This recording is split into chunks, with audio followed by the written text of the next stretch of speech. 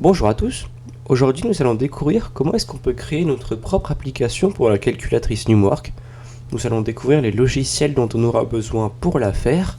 Nous allons aussi installer une application par défaut et même l'envoyer sur notre calculatrice.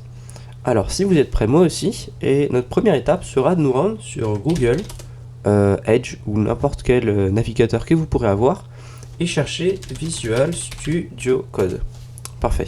Une fois qu'on l'a, on va sur le site, on télécharge, pour notre système d'exploitation bien sûr, ça va nous montrer plein de trucs, on attend juste que ça télécharge, et une fois qu'on est prêt, on peut l'ouvrir. Bon, vu que moi je le possède déjà, je ne vais pas l'installer, mais vous, une fois que vous l'avez installé, nous allons nous rejoindre tout de suite. Parfait, une fois qu'il est installé, nous pouvons maintenant procéder à la deuxième installation du jour, celle de WSL. Donc pour ça, on va aller dans la terminale, et nous allons pouvoir faire la petite commande suivante. Donc la commande qu'on aura à faire, ce sera wsl-install -d Ubuntu. Je vous conseille Ubuntu car c'est celui que moi j'ai, donc les étapes à suivre seront identiques. Mais si vous ne souhaitez pas, on pourrait bien sûr installer une autre. Si bien sûr vous êtes sur Linux ou sur Mac, pas besoin de faire ça, on peut tout de suite passer à l'étape suivante. Donc on peut faire entrer, ça va le télécharger. Parfait. Donc maintenant, une fois que c'est installé, on peut maintenant fermer ça. On aura maintenant un Ubuntu. Parfait, donc maintenant on va pouvoir ouvrir. Moi, vu que j'en ai déjà un, j'ai dû le nommer. Mais vous, par défaut, je ne sais pas comment il va être nommé. Mais maintenant, pour le lancer, on pourra faire wsl.exe comme il propose, -d vidéo. Pour moi, ça va être vidéo, pour vous, ça va être un autre nom. Parfait, normalement, ça devrait ouvrir. Donc maintenant, ça va demander pour un nom d'utilisateur. Donc on pourra faire techno, par exemple. Parfait, un mot de passe. Maintenant, nous sommes sur notre petit WSL. Donc maintenant qu'on est là, on peut retourner dans les dossiers principaux, effacer tout ça parce qu'on n'en a pas besoin.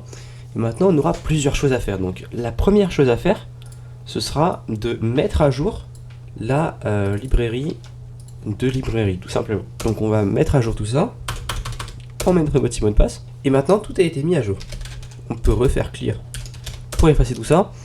Maintenant, on va se retrouver à la deuxième étape, on va devoir installer quelques petites librairies. Donc ces librairies-là vont nous permettre, pour la première, de compiler, la deuxième pour compiler aussi. Parfait. Une fois que c'est installé, nous n'aurons plus qu'une chose à faire, c'est installer Node.js, qui sera un environnement JavaScript, et NPM. Donc ceux-là seront utilisés par le compilateur car c'est fait par Numwork, donc il leur faut quelque chose qui va leur permettre d'exécuter leur code JavaScript pour envoyer notre petite librairie sur la calculatrice. Donc on fait ça aussi. On confirme, quand ça demande de confirmer qu'un y/n, il faut faire y pour yes et n pour no. L'objectif c'est d'installer, donc on fait yes. Parfait, donc une fois qu'on a tout qui est installé, on peut encore une fois faire clear parce qu'on n'en a plus besoin. Et maintenant du coup, on a tout ce qu'il nous faut pour installer. Donc maintenant, on va pouvoir se rendre sur Google encore une fois et on va pouvoir aller chercher GitHub.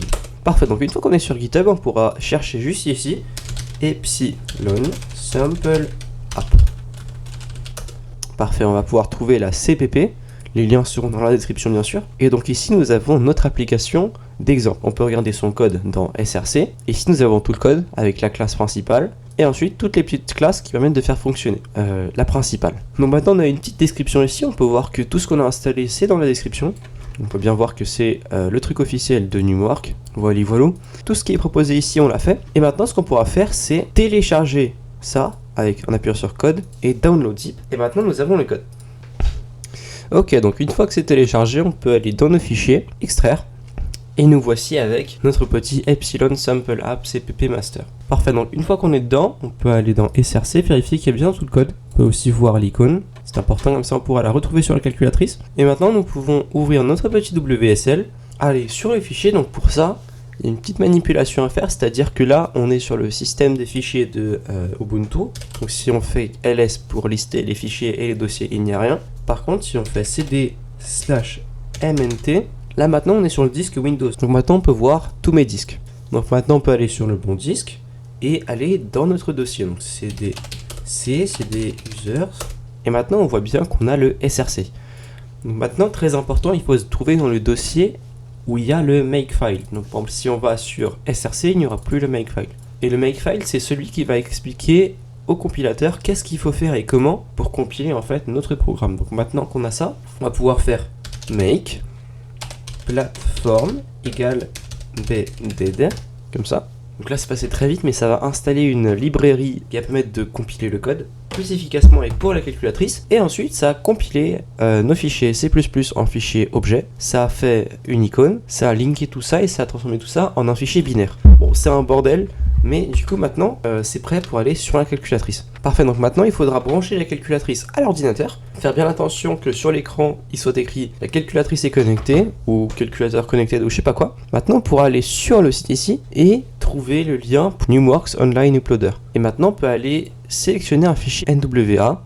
Donc maintenant on pourra aller sur Epsilon Sample App, en target parce que c'est là où ça a été compilé, et on pourra trouver le word.nwa. On pourra l'ouvrir.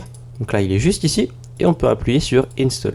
Il ne faut pas quitter la page d'ailleurs pour que ça envoie. Si on quitte, ça arrête d'envoyer. Ok, donc là, je vais passer en caméra dans la vraie vie. Donc maintenant que c'est installé, on peut appuyer sur le bouton Back. Maintenant, ça va nous dire qu'on a des applications tierces. Donc ça, on sait qu'on vient de la mettre. Ok, maintenant, on peut aller juste en bas et on peut bien sûr voir notre petite application. Nous pouvons appuyer maintenant sur OK et la voici, la petite application.